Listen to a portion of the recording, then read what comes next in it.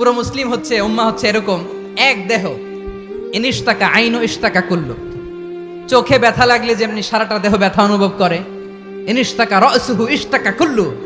মাথায় ইনজুরি হলে যেমনি সারা দেহে ব্যথা লাগে, গোটা বিশ্বের যেখানেই মুসলিম ব্যথা পাক, আক্রান্ত হোক, গোটা বিশ্বের সব মুসলমানের কলিজায় লাগে।